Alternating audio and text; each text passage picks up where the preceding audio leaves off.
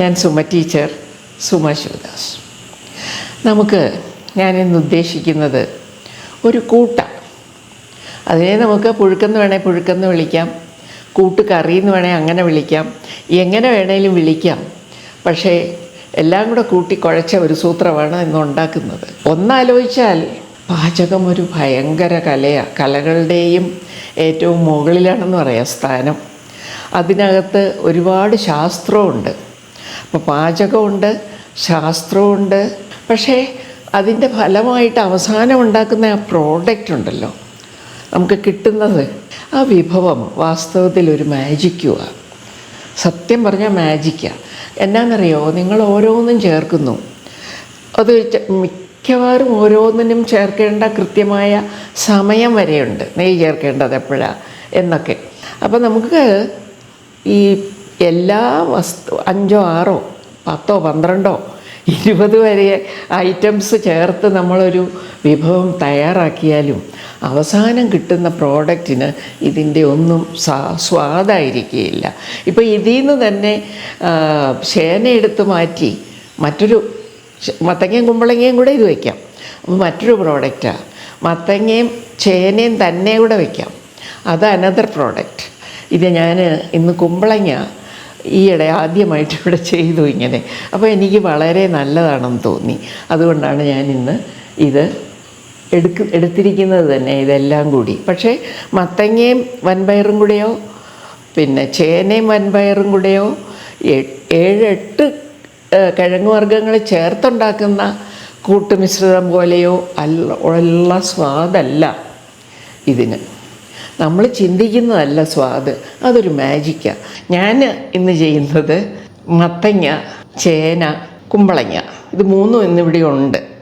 3 കൂടി ഉണ്ടായതുകൊണ്ട് അതുപയോഗിച്ച് എന്തെങ്കിലും ചെയ്യാമെന്ന് വിചാരിച്ചു.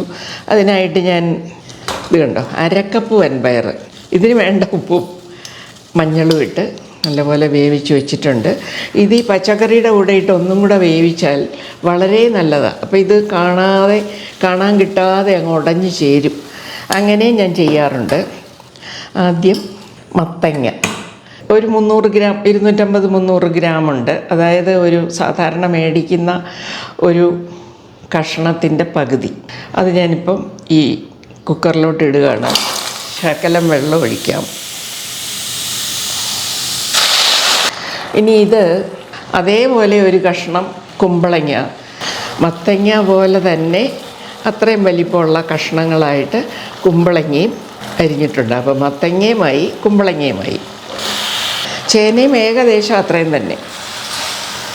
ഇപ്പോൾ എല്ലാ കഷ്ണങ്ങളുമായി ഇതിലേക്ക് ഇതിന് വേണ്ട മുളക്, ഇതിന് ചുമന്ന മുളക് തന്നെയാണ് ഈ പുഴുക്കുകൾക്കൊക്കെ അല്ലെങ്കിൽ കൂട്ടുകൾക്കൊക്കെ രുചി.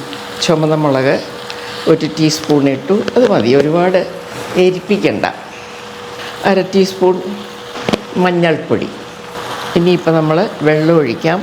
വെള്ളം ഒഴിക്കുന്നതിന് മുമ്പ് നമുക്കിങ്ങനെ ഒന്ന് ചെയ്യാം. ഈ പയറും കൂടി ഇതിലോട്ടിടാം. ഉപ്പ് ഞാനൊരു 1.5 സ്പൂൺ ഇട്ടു, ടീസ്പൂൺ. പയറിനുള്ളത് അതിനിട്ടിട്ടുണ്ട്, ഒരു കഷ്ടിച്ച് 1 ടീസ്പൂൺ. ഇനി വേണേൽ അവസാനം നോക്കിയിട്ടേ ചേർക്കുള്ളൂ. ഉപ്പ് അധികമായി പോകാതെ ഉള്ള ഒരു ടെക്നിക്കാണത്. ഇതൊന്ന് ഇളക്കിയിടാം. ഇത് വേകാനുള്ള വെള്ളം ഒഴിച്ചു, ഒന്ന് ഇളക്കി വേകട്ടെ. എല്ലാമായി ചേർത്ത് ഇളക്കി. ഇനി പയർ പുഴുങ്ങി വെച്ചിരിക്കുകയാണ്. ഒരുമാതിരി വെന്തിട്ടുമുണ്ട്. ഒന്നും കൂടി പയറിൻ്റെ വെള്ളവും കളഞ്ഞിട്ടില്ല, വേവിച്ച വെള്ളം, ആ വെള്ളവും കൂടി ഒഴിച്ച് ഇങ്ങനെ ഇട്ടാൽ മതി. ഇനി നമുക്ക് അടയ്ക്കാം. ഇപ്പോൾ ഏകദേശം നെകക്കെ കഷ്ടിച്ച് വെള്ളമുണ്ട്, എല്ലാ വെള്ളങ്ങളും കൂടെ. അപ്പോൾ നമ്മൾ ഉപ്പും മഞ്ഞളും മുളക് പൊടിയും കുറച്ച് ഇട്ടിട്ടുണ്ട്. ബാക്കിയുള്ളത് ഇനി വേണ്ടത് അരപ്പാണ്. അരപ്പിന് 1 മുറി തേങ്ങ, 1 പകുതി തേങ്ങ, അത്രേ ഞാൻ ഇടുന്നുള്ളൂ. തേങ്ങയുടെ വിലയൊക്കെ അറിയാമല്ലോ, അതുകൊണ്ട്. പിന്നെ അതിൻ്റെ കൂടെ 1 ടീസ്പൂൺ ജീരകം, പിന്നെ ഒരു 4-5 അല്ലി വെളുത്തുള്ളി. ഗ്യാസ് ഉണ്ടാകരുത്. പയറുമൊക്കെ ഉള്ളതുകൊണ്ട് ഗ്യാസ് വരും. ഗ്യാസിനെ ഒഴിവാക്കാനാണ് ഇത് രണ്ടും അരയ്ക്കുന്നത്. അത് ഓരോ പച്ചക്കറിക്കും ഗ്യാസ് ഒഴിവാക്കാൻ ചേർക്കുന്നത് ഇങ്ങനെ ജീരകമോ ചുവന്നുള്ളിയോ വെളുത്തുള്ളിയോ പിന്നെ വേറെ ചിലതിൽ കായമോ ഒക്കെ ആയിരിക്കും. അതിൻ്റെ ഉദ്ദേശം അതാണ്. ഇതൊന്ന് ചെറുതായിട്ട് ചതച്ച് വേണമെങ്കിൽ ശകലം മുളക് പൊടിയും മഞ്ഞൾപ്പൊടിയും അരപ്പിനും ചേർക്കാം. ഈ അരപ്പ് കുറച്ചതിന് മറ്റൊരു കാരണമുണ്ട്. വൻപയറിന് പ്രത്യേകിച്ചും നല്ല കൊഴുപ്പാണ്. ഒരു സ്റ്റാർച്ച് ഉണ്ട് അതിൽ ആവശ്യത്തിന്. അപ്പോൾ തേങ്ങ കൂടുതലായി പോയാൽ ഈ മത്തങ്ങയുടെയും ഒക്കെ പയറിൻ്റെയും ഒക്കെ സ്വാദിനെ ഒന്ന് താഴോട്ട് അമർത്തും. അങ്ങനെ വരാതിരിക്കാൻ ശകലം കൂടെ തേങ്ങ കുറഞ്ഞാലും കുഴപ്പമില്ല. ഞാൻ ശിവദാസ് സാറിനെ പ്രീതിപ്പെടുത്താനാണ് ഇത്രയും തേങ്ങ ഒരു മുറി എടുത്തിരിക്കുന്നത്. അപ്പോൾ ഈ കൊഴുപ്പ് ചേനയ്ക്കും ഉണ്ട്. കാരണം കിഴങ്ങ് നല്ല സ്റ്റാർച്ചുള്ളതാണ്. പയറിൽ നല്ലപോലെ സ്റ്റാർച്ചുണ്ട്. മത്തങ്ങയിൽ അത്ര വലുതില്ലെങ്കിലും ഉണ്ട്. അപ്പോൾ അരപ്പിതാണ്. തേങ്ങ ഒരു മുറി നല്ല പച്ച തേങ്ങ. അതെനിക്ക് സന്തോഷമുള്ള കാര്യമാണ്, നല്ല പച്ചത്തേങ്ങ ചിരണ്ടുന്നത്. പിന്നെ ചുവന്ന മുളക് പൊടി, സ്വല്പം മഞ്ഞൾപ്പൊടി, ജീരകം 1 ടീസ്പൂൺ, ഒരു 4-5 വെളുത്തുള്ളിയുടെ അല്ലി. ഇത് കണ്ടമാനം അരച്ച് ഒരു കറി പോലെ ആക്കി കളയാനും പാടില്ല, അതതിൻ്റെ രുചി കളയും. അപ്പോൾ ഇന്ന് എല്ലാം കൂടി ഒന്ന് ചതഞ്ഞ് കിട്ടിയാൽ മതി. ഒരു ശകലം കരിവേപ്പില ഇടാൻ നമുക്ക്. ഇത് ലാസ്റ്റ് ഇടാനുള്ള കരിവേപ്പിലയാണ്. വേനലാകുമ്പോൾ കരിവേപ്പില ലാഭിച്ചു തുടങ്ങും. നമ്മുടെ കരിവേപ്പില തന്നെ കരിവേപ്പില കുറഞ്ഞു തുടങ്ങും. അതുകൊണ്ട് അല്ലാതെ മൂത്തും പോവും. അതുകൊണ്ട് വേനൽക്ക് നമുക്ക് നല്ല വെയിലുള്ളപ്പോൾ കരിവേപ്പിലയെ ലാഭിക്കണം. അപ്പോൾ ഇതൊന്ന് അരച്ചിട്ട് വരാം ഞാൻ. അപ്പം വെന്ത് കാണും. ഇത് വെന്തോ ഇല്ലയോ എന്നൊന്നും നോക്കേണ്ടതില്ല, നല്ല അസലായിട്ട് വെന്തിട്ടുണ്ട്, വെള്ളവുമുണ്ട്. പക്ഷേ ഈ വെള്ളം നിങ്ങൾ പേടിക്കണ്ട, ഊറ്റിക്കളയണ്ട. ഇത് തണുക്കുമ്പം നല്ല കൂട്ടുപോലെ കുഴഞ്ഞ് ചേർന്ന് ഇരിക്കും. ചേമ്പ് ഉണ്ട് ഇവിടെ, വേണേൽ ചേമ്പ് ഇടായിരുന്നു എനിക്ക്, പക്ഷേ എൻ്റെ പാത്രത്തിൽ കൊള്ളണ്ടേ, അതുകൊണ്ടാണ്. തേങ്ങയും ജീരകവും 4-5 അല്ലി വെളുത്തുള്ളിയും ശകലം മഞ്ഞൾപ്പൊടിയും ശകലം മുളക് പൊടിയും കൂടെ കൂട്ടി ചതച്ച്, അരച്ചില്ല ചതച്ചു. ഇതാണ് അരപ്പ്.